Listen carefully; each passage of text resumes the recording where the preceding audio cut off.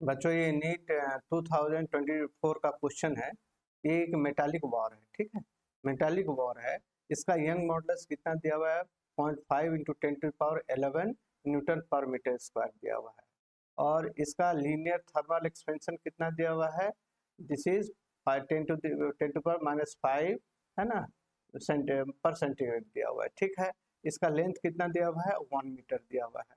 और इसका cross section area कितना था? 10⁻³ मीटर स्क्वायर दिया हुआ है। और क्या करता है, इसको हीट करते हैं 0 से लेके 100 डिग्री सेंटीग्रेड तक करते हैं। तो कहता है कि कितना कंप्रेसिव स्ट्रेंथ इसमें डेवलप होगा if there is no any expansion और बेंडिंग। मतलब क्या है कि जब आप इसको हीट कर रहे हैं तो नेचुरली इसमें एलोंगेशन होगा। अगर हम इसको फ्रीली छोड़ देते हैं तो दिस पोर्शन आपका एलोंगेशन होगा, मतलब डेल्टा एल आपका एलोंगेशन होगा, ओके।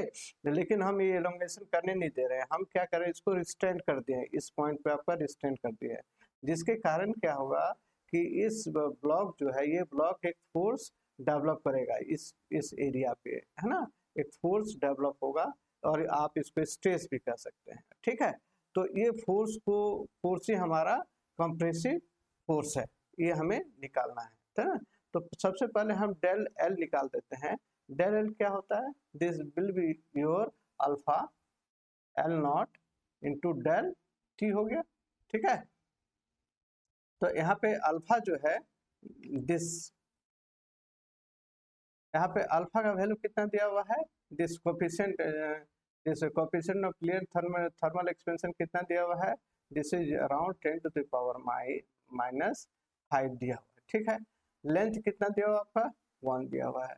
और इसका डेल्टा टी कितना चेंज हो रहा है? 0 डिग्री से लेके 100 डिग्री सेंटीग्रेड, मतलब दिस इज चेंजिंग फ्रॉम 100, ठीक है। तो दिस वैल्यू इज अराउंड कितना आ जाएगा आपका? 10⁻⁻3, ओके। दिस इज 10⁻⁻3 आपका मीटर जो है, ये आपका thermal this will B expansion होगा। मतलब अगर हम ये फोर्स यहाँ पर नहीं लगाते हैं, इस पोर्शन में कोई रिस्ट्रेंट नहीं लगते हैं, तो ये ब्लॉक जो है 10⁻³ मीटर तक एक्सपेंड होगा। लेकिन हम इसको रिस्ट्रेंट कर दिए हैं ना, तो सबसे पहले इसका स्ट्रेन, आपका स्ट्रेन निकालते हैं। स्ट्रेन कितना है? Del L upon L naught, okay. Del L कितना दे? डेल एल आपका 10⁻³ अपॉन 1 दिया हुआ है, this will be equal to 10⁻³ आपका स्ट्रेन दिया हुआ है, ठीक है। अब यंग मॉडुलस हमारा कितना दिया? This is equal to stress upon strain, okay. Stress जो होता है, दिस स्ट्रेस यहाँ पर नेचुरली जो स्ट्रेस डेवलप हो रहा है वही है ये स्ट्रेस है, ठीक है। और स्ट्रेस कितना आ रहा है? फोर्स पर यूनिट एरिया, इस क्रॉस सेक्शन का एरिया, मतलब F अपॉन ए, ओके, हम लिख सकते हैं। और इसका इस पोर्शन में आपका स्ट्रेन कितना डेवलप हो रहा है? 10⁻³ का स्ट्रेन डेवलप हो रहा है ना। यंग मॉडुलस हमारा कितना दिया हुआ है? 0.5 इंटू 10⁻11 दिया हुआ है, ठीक है। तो हम इसको ऐसे लिख सकते हैं, this is F upon A, this is equal to कितना है?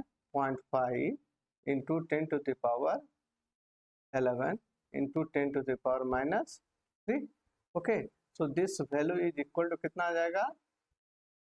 5 इंटू 10⁻4, देखिए 4 आ जाएगा, -4 में से दिस विल बी 7 हो जाएगा, ठीक है, ठीक है। This is 7। और हम ऐसे लिख सकते हैं, और या F इज इक्वल टू कितना हो जाएगा? This is equal to 5 into 10⁻7।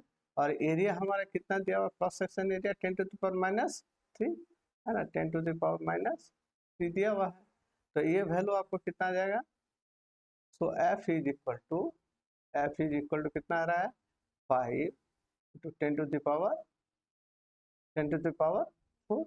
है ना, न्यूटन। और इसको हम ऐसे भी कर सकते हैं, 50 into 10⁻3 Newton, okay. This value आपका इतना आपका फोर्स यहाँ पर जनरेट होगा। This is called compressive force, okay. Thank you.